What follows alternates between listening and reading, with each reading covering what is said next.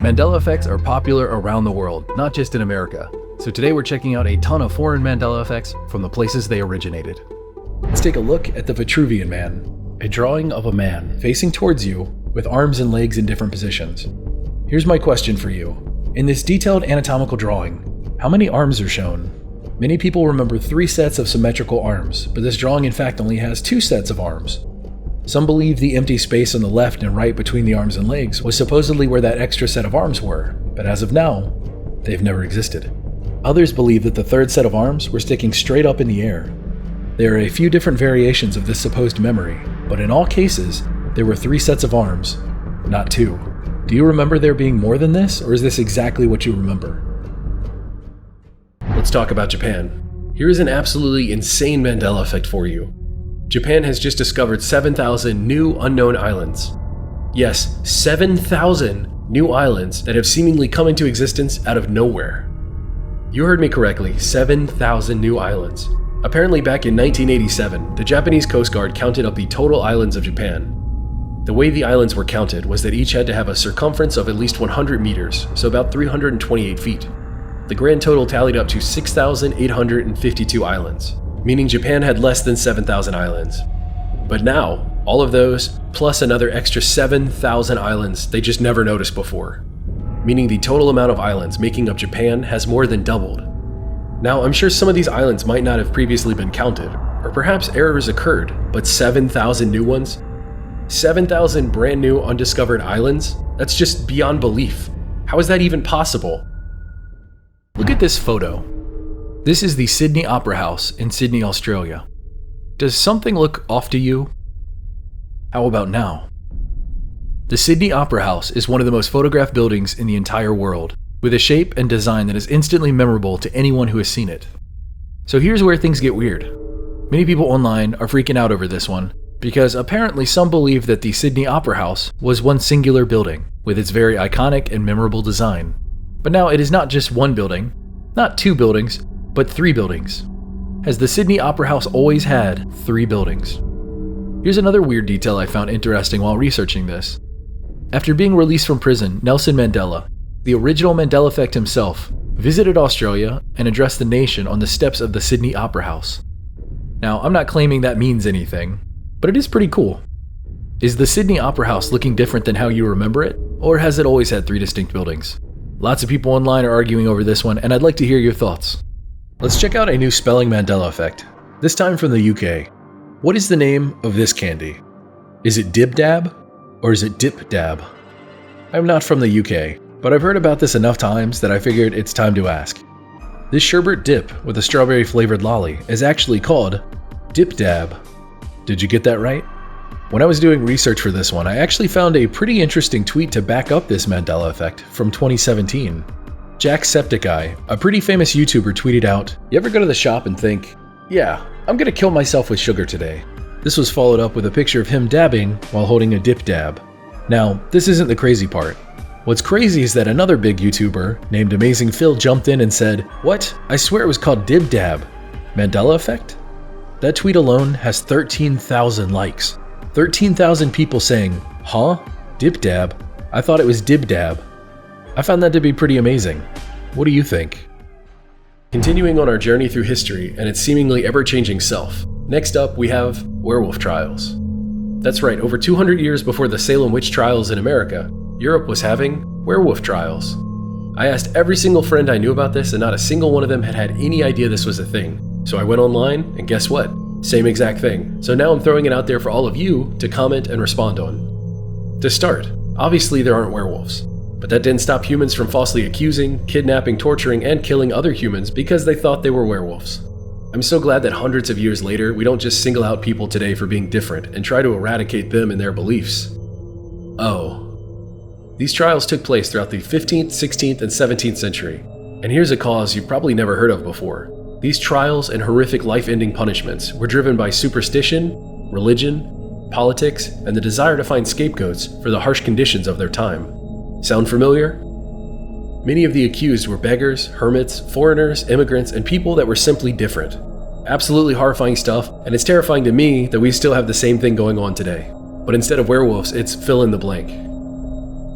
Here's a fun foreign Mandela effect all the way from Australia. Today we're talking about tiny teddies. These are the Australian equivalent to teddygrams over here in the US. This new Mandela effect is pretty popular and widespread over there, but a lot of people over here in the US have not heard about it. Many people in Australia remember these tiny treats as tiny teddies, but they've never actually been tiny teddies. They are called tiny teddy. Tiny teddy, singular. It was actually pretty fun seeing the perspective of someone in a different country, let's say Australia, compared to the United States and how they were reacting about this. In fact, I found one article where the person was just freaking out. This can't be true. It's tiny teddies. It's not tiny teddy, but as it always goes for the Mandela effect, there was no change. The name wasn't altered. It's simply always been tiny teddy. So if you've ever had tiny teddy before, is this what you remember? Let's talk about Around the World in 80 Days. This famous novel, released in 1872 by Jules Verne, captured the minds of readers the world over. At that time, the idea of traveling across the entire world for most was a near impossibility. But given our modern technology, today the prospect of circumnavigating the globe is no more difficult than surviving 40 hours in a plane. Times have greatly changed. The feat was first accomplished in 1522 by Portuguese explorer Ferdinand Magellan. But the sad reality of his journey was that of the 260 original crewmen, only 18 survived the journey, and it took them 3 years. All of this backstory to reiterate how exciting and thrilling Around the World in 80 Days was. This novel is still read by American students to this day. Due to this Mandela effect should hit a lot of people. So quickly imagine what the characters traveled in this novel. Have you come up with an answer yet? Here is my question. Did the characters of Around the World in 80 Days ever fly in a hot air balloon? Yes or no? In this novel, the main character and his companions used a transcontinental train, a ferry, a steamboat, and even an elephant. But surprisingly enough, they never once used a hot air balloon. Is that what you recall? If you remember a hot air balloon, you aren't alone. This Mandela effect is really confusing because there exist variations of cover art for this book with hot air balloons on them. And it's not just one book, there are dozens of examples of this. Now, this doesn't make any sense considering they never used a hot air balloon. Strangely enough, the hypothetical idea of using a hot air balloon is brought up in the novel, but it's quickly shot down. So what gives? Why in the 1956 film adaptation did they use a hot air balloon? Is it all simply creative liberties, or was the hot air balloon at one point in time used as transportation in Around the World in 80 Days? As always, let me know what you remember and what you believe in the comments below. During the 15th century in feudal Japan, the covert mercenaries known as ninja or shinobi rose to prominence. Using espionage, surprise attacks, and deception, these ninjas fought most of their conflicts in shadow. During the 17th century, after the unification of Japan, the necessity of ninjas began to fade and their legend fell to folklore. Folklore that is still talked about to this day. Ninjas were often poor working class people who were willing to do the less honorable acts for money. So of course over time this profession grew into a lucrative venture. So now that I've covered some of their history, let's get to our Mandela effect question. The shinobi shizoku was the traditional outerwear worn by ninjas. So here is my question. What color did ninjas wear? Was it black? Was it blue? Was it red? Or was it white? Let's remove the two colors too bright to be used in covert actions, and we are left with black and blue. The image of a ninja dressed in all black is prevalent in popular media, but apparently has never existed. Not only that, there is no written evidence for such attire. Now, there is some artwork painted hundreds of years after the fact, but no actual evidence of black clothing. Ninjas wore blue. The reasoning goes as follows. Wearing black at night creates an outline around your body, because the night sky is never truly black. This contrast makes you stand out and makes you more visible. Dark blue, on the other hand, is much more effective. Besides simply wearing dark blue shinobi shizoku at night, ninjas often wore plain clothes to blend in. Peasant, merchant, priest, and low-level samurais were perfect disguises for walking around in the countryside discreetly to spy or assassinate. So what do you think about all this? Did you believe that ninja wore black? And if you did, you're not alone. Apparently, it's a misconception that has existed for hundreds of years. Perhaps it comes from artists taking creative liberties over the years, or perhaps it's the Mandela effect. As always, I'll let you decide. I never thought I'd start a segment off like this before, but let's talk about torture devices of the Middle Ages. Specifically, I want to talk about the Iron Maiden. Iron Maidens are one of the most notorious torture devices ever. It's an upright iron casket with outward opening doors that on the insides of those doors were covered in spikes. The idea is that a prisoner would be put inside of one of these, and then the iron door or doors would be shut. The spikes were short and positioned in a way that the victim wouldn't die quickly, but would rather bleed out over time. Absolutely brutal way to go. But what if I told you that this wasn't a real thing? And I mean it's real as in an object of fiction, but it was never used on anyone. And it didn't actually exist before the 19th century. The Iron Maiden is apparently considered a myth now. These contraptions apparently started popping up in historical museums, and that alone was enough to propagate this concept that they were real. Does that sound right to you? Apparently most torture in the Middle Ages was just being bound with rope. The idea of getting a confession before execution was to make sure that they didn't go to hell. But the weird misconception / Mandela effect / I don't even know what's going on anymore doesn't end there. Apparently many of the torture devices we all grew up learning about were fake. The Pearl of Anguish? Fake. The Iron Maiden? Fake. The Brazen Bull? Fake. What even is real anymore? How can so many of us grow up believing one thing, only for it to not only be untrue, but to also have never been true at all? And what's troubling to me is it feels like history is just constantly changing, all the time now. I feel like every once in a while you learn something, you're like, wow, I didn't know that, or wow, I used to think that, but it's actually this, but it seems like it's happening so often now, all the time. So what did you learn growing up about these things? And does what you remember learning match this seemingly new reality? Let me know. The massive ancient pyramids of Egypt, some of the greatest wonders left in the world, known worldwide for their vast size, striking design, intricate construction, immense complexity, and overall wonder. The pyramids of Giza have inspired countless minds. When one thinks of the Great Pyramids, what else comes to mind? Ancient gods, pharaohs, hieroglyphics, and especially mummies. As mainstream Egyptologists and archaeologists understand the pyramids now, they claim that the pyramids were massive tombs to house great pharaohs after death. But what if I were to tell you that within the Great Pyramids of the Giza Pyramid Complex, no mummies or mummified pharaohs have ever been found? That's right, not a single ancient body has ever been discovered inside the pyramids. In fact, all of the mummies, sarcophagi, and pharaohs ever discovered have been found in locations near the pyramids, but never inside them. Places such as the Valley of the Kings, hidden royal tombs, and cemeteries located all around the pyramids. The belief that pyramids were tombs are largely based on speculation with no hard evidence or bodies to support that claim. For example, one of the most well-known pharaohs was the young Tutankhamun, also known as King Tut. Where was his sarcophagus discovered? In the Valley of the Kings. So what about Tutankhamun's father, Akhenaten? Where was he buried? Well, which archaeological site he's buried in is still debated to this day, but it's either the royal tomb of Akhenaten in Amarna or the Valley of the Kings. Well, what about Ramses II, also known as Ramses the Great, or Osmandius in Greek? Where was he buried? The East, Valley of the Kings. What about Amenhotep III, also known as Amenhotep the Magnificent? Well, you guessed it, the Valley of the Kings, this time in the Western Valley. So many famous pharaohs, and not a single one of them were ever laid to rest in the Great Pyramids of Giza. I find that not just fascinating, but absolutely astonishing. Not a single body, not a single mummy, not a single pharaoh, nothing. So what do you remember learning? Were mummified pharaohs and sarcophagi laid to rest in the Great Pyramids, or were they always empty? Is this another case of the Mandela effect, or is this something else entirely? What do you think? Has history changed before our very eyes, or is this exactly what you remember? Here's something that I find really cool about the Mandela effect. Once a topic has been affected by it, people tend to look closer into whatever that topic is. And when things are given a little more scrutiny, oftentimes even more Mandela effects are discovered within it. And this next one is no different. When you think of the pyramids, what do you see? Mummies, tombs, pharaohs. What about hieroglyphs? Hieroglyphics written all across the walls. Well, it turns out there are no hieroglyphs in any of the pyramids of Giza.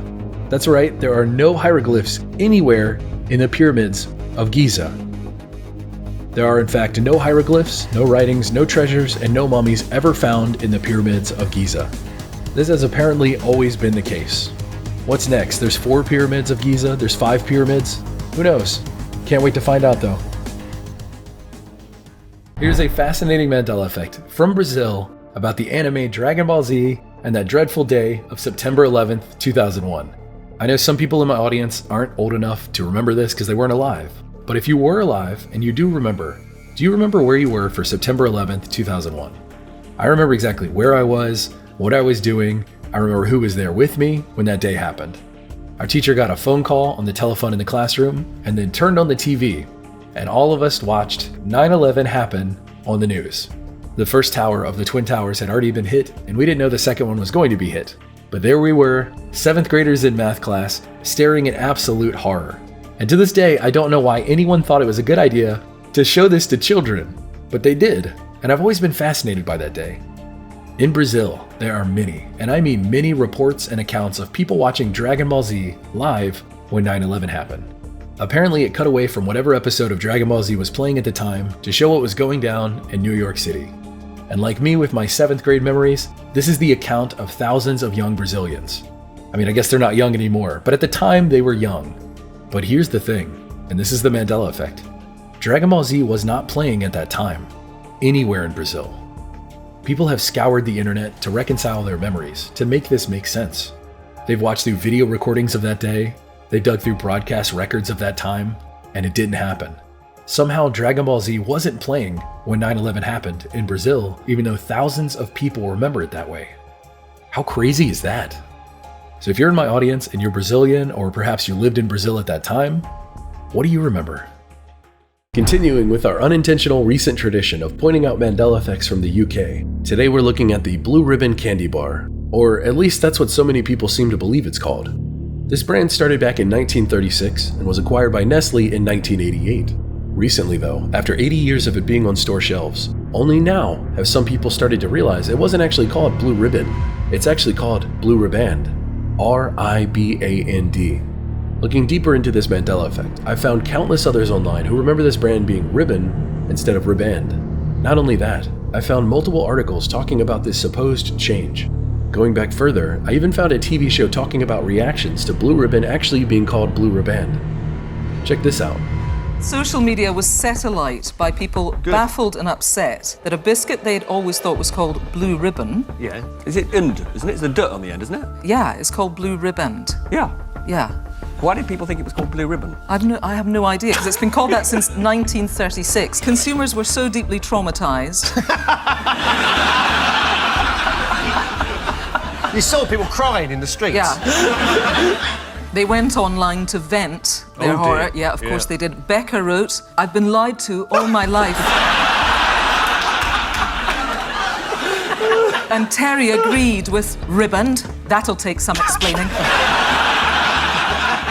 Okay, I'm going to do a little experiment with you now, which I know you'll love. So what I'd like you to do in this little experiment is write down the name as it appears on the label of a Kit Kat. Okay, but I've written Kit Kat because I'm assuming that's how it's written on the label. Right, Robert, let's see yours. Just says Kit Kat, really? Yeah, it's a circle with Kit Kat on it. Yeah. Right. I've Ian? put a hyphen in it. Right, Oh, it could be a hyphen, yeah, it could be. It hasn't got a hyphen. That's what I was going to say. Yeah. No hyphens over here. Amazing. Perhaps all this confusion is because of how it's been pronounced or mispronounced over the years. Or possibly all of these people simply weren't paying attention to the name of the bar. That, or it's a Mandela effect. Let me know. The Mona Lisa, the world-famous painting by Leonardo da Vinci, is no stranger to the Mandela effect. Previously, people have argued over whether or not she is smiling, smirking, or just giving a straight face, a debate that still rages on to this day. But that's not the argument that's going to be presented today. Today we're talking about a growing group of people who have made the claim that Lisa now has a thin, semi-transparent black veil over her head and hair that she previously did not. Take a look at this and tell me what you think. What do you remember? Has the black veil always been there? Or are these people mistaken? Or has this strange new addition to history crept in without anyone noticing? Here's an outlandish theory that someone proposed that seems entirely within the realm of possibility. Perhaps the Mona Lisa was stolen many years ago and replaced with a finely crafted fake. If that actually was the case, I could understand a few differences here and there. I mean, the cost of insurance for the Mona Lisa today is valued at $870 million. That's a valuable piece of history. Now, I'm no art expert, so definitely don't take my opinion as fact. But of all the times that I've viewed this painting, I've never once noticed this black veil, let alone how detailed it is. I mean, look at the edges on the left side of her hair. It's exquisitely detailed. One interesting fact from this time period is that a black veil typically signified a pregnant woman or a woman who just gave birth. A very modern theory regarding the model for the Mona Lisa is that she was indeed pregnant, but amazingly enough, this is not the first time that the Mona Lisa was pregnant theory has been floated. In 1959, a British doctor, Kenneth D. Keel, published a paper in the Journal of History and Medicine and Allied Sciences, insisting that the woman in the world's most famous painting had a puffy neck caused by an enlarged thyroid gland, a sure sign that she was pregnant. What do you think about all this? Where does sauerkraut originate from? Is it Germany or is it China? Tough question, right? The common belief that sauerkraut, a German word, obviously comes from Germany. Nope, not anymore. Sauerkraut now originates from China. Okay.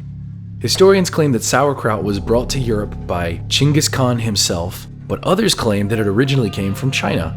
So whether it's China or Mongolia, most believe it's China. As strange as this is for me, what do you think? Does that feel right to you? As always, let me know in the comments below. Let's talk about potato chips, or as they like to call them, crisps. Specifically, Walker's Crisps. There is a long-established brand of chips over there called Walker's Crisps. Specifically, a salt and vinegar variation in a green package, and a cheese and onion variation in a blue package. That's how they are sold to this day, but the vast majority of people believe those colors and flavors switched around. What so many seem to remember is salt and vinegar in blue and cheese and onion in green. It sounds weird at first, but this has become a pretty big deal. This would be the American equivalent of the Doritos red and blue bags switching flavors and colors. It's totally strange and obviously wrong. Not only that, there are countless personal experiences of people talking about these chips and the color switch. Here's some examples. And no, I'm not going to use a British accent. Used to buy the blue salt and vinegars Walkers religiously because salt and vinegar is my jam. One day I opened up a blue pack, took a bite, and it was cheese and onion.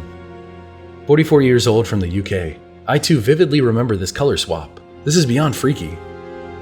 I have a specific memory of buying a pack of Walker's Crisps in a vending machine as a youngster, and without thinking, I picked the green ones as I love cheese and onion.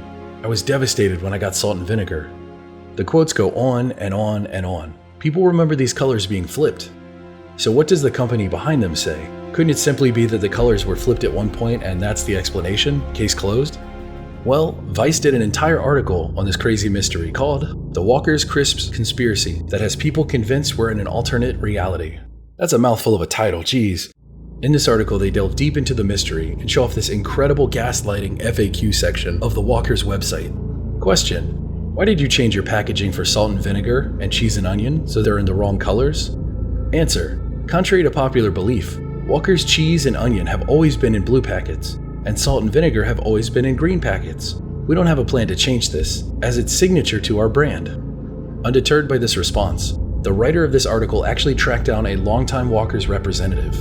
And this representative actually remembers there being a switch, but can't remember when it was, and can't find anything about it, just like everyone else. Like, you can't make this stuff up. Even the chip representative remembers them switching, but the company denies it?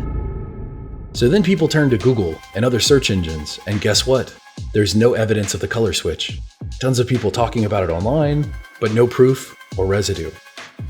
The author of this article even reached out to Google, and Google denies ever changing or deleting anything relating to Walker's Crisps. There have even been multiple polls done regarding these chips, and like I said earlier, the majority of people believe a switch happened. But Walker's Crisps denies it, and there is no evidence that it ever happened outside of the thousands and thousands of recorded memories. What do you think?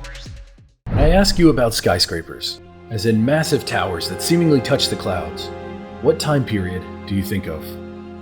You're probably thinking modern times, maybe the last 100 years or so. I'm pretty sure you aren't thinking of the Middle Ages. Take a look at this drawing. This is a rendition of the town of Bologna, Italy, during the Middle Ages, and look at how it's filled with skyscrapers. Just look at all those details. While these massive towers don't compare to today's insane engineering feats, it's still absurdly impressive that something like this actually existed over 800 years ago. Between the 12th and 13th century, at least 3 Italian cities were dominated by these massive stone towers, some even reaching 97 meters, or 318 feet. The cities were Florence, Bologna, and San Gimignano. As the story goes now, these towers were built by rich merchants who wanted to display their wealth and power within these cities. But the actual reason has been lost to time. Some say they were defensive structures, others claim that they were hideouts during times of conflict. We really don't know. The construction of these massive skyscrapers took between 3 and 10 years to complete, and the total number of towers that existed back then has been debated for years. We have one historian estimating that there were over 180 towers based on real estate records. But the common number that is thrown around is between 80 and 100 towers. By the 13th century, most of these towers were destroyed or collapsed. Although there are still many that still stand to this day, and plenty of pictures of them. They're pretty amazing. The remaining towers became repurposed as prisons, residential buildings, or shops. Today, fewer than 20 of these towers still remain, at least in Bologna, Italy. But here's the weird thing. This isn't the first time that Bologna, Italy has had a Mandela effect. In fact, this is the second major one to come from that town. Pretty interesting, right? Here's that effect. The date is August 2nd, 1980. Today is the date of the Bologna massacre. On this dreadful morning, a time bomb placed inside of an unattended suitcase was left in the waiting room at the Bologna Centrale railway station. When it went off, over 200 people were injured and over 85 people died. The blast collapsed the roof of the waiting room, destroyed most of the main buildings, and even hit a train waiting nearby for boarding. This attack is known as the worst atrocity in Italy since World War II. Now, I bring up this awful tragedy because there is a fascinating Mandela effect attached to it. There is a giant clock on the wall of the Bologna station that stopped working at the exact moment of the attack. On the clock, it reads 10:25 a.m. Now here is where things get weird. Was the clock left at 10:25 a.m. in remembrance of this tragedy, or was it repaired right away? Thousands of people have gone on record as remembering the clock being left at 10:25 a.m. permanently. Newspapers talked about this and even photographs were taken. But now it turns out that it was repaired right away. And for 15 years the clock worked perfectly. In 1995, when it finally broke again, the clock was permanently set to 10:25 a.m. in remembrance of what had happened prior. So here's where things get weirder. An unbelievable number of people remember this clock being stopped all of those 15 years. So many, in fact, that scientific investigations were done to get to the bottom of this massive case of misremembering. Now you're up to date on Bologna's two big Mandela effects. Oftentimes, where there's one Mandela effect about a certain place or topic, more are likely to follow. So going forward, keep your eyes on Bologna, Italy. I'm sure something else is going to pop up, and it usually doesn't take that long. Let's talk about the Mandela effect that started it all. In fact, this phenomenon is literally named after it. When did Nelson Mandela die? Funny enough, I've never actually talked about this specific example before, so I'm excited to finally cover it. I mean, this is the complete edition of every historical Mandela effect I've ever covered, so there really isn't a more perfect place to talk about it. This Mandela effect revolves around Nelson Mandela, the South African anti-apartheid leader who eventually became president of South Africa. Today, history tells us that Nelson Mandela died in 2013 at the age of 95. But here's where things get strange. A large number of people actually remember Nelson Mandela dying decades earlier, specifically in the 1980s while he was still in prison. And these memories aren't vague. People claim they remember news coverage of his death, and even speeches given at his funeral. Some remember learning about it in school. Others remember discussions about the political consequences of his death while he was in prison. But according to recorded history, none of that happened. Apparently, all of these people somehow fabricated entire realities that didn't exist. This is actually what created the term the Mandela effect, where large groups of people remember things one way, only for them to actually have gone another way. And a reverse Mandela effect is when something that no one remembers happening actually happened. In fact, the Mandela effect I'm covering after this is an example of that. As it goes now, Nelson Mandela was actually released from prison in 1990, after spending 27 years behind bars. A few years later, in 1994, he became the first black president of South Africa after the end of apartheid. And then he lived for nearly 2 more decades before passing away in 2013. So how did so many people end up remembering a completely different history? Well, that's the mystery of it all. In fact, I made a gigantic video covering all the explanations, called What Caused the Mandela Effect, Complete Edition. Links for that are in the description. Check it out after this video. It'll blow your mind. You see, it's one thing for a single person to misremember something. But when thousands of people misremember the same event in the exact same way, across multiple countries and languages, yeah, something weird is going on. It starts to feel a lot harder to explain. And whatever it turns out that the explanation is, this example of Nelson Mandela dying in the 1980s remains one of the most famous and mysterious memory discrepancies people talk about today. I mean, it literally created the Mandela effect because it was so popular and unsettling. And it all started with one simple question. Do you remember Nelson Mandela dying in the 1980s or in 2013?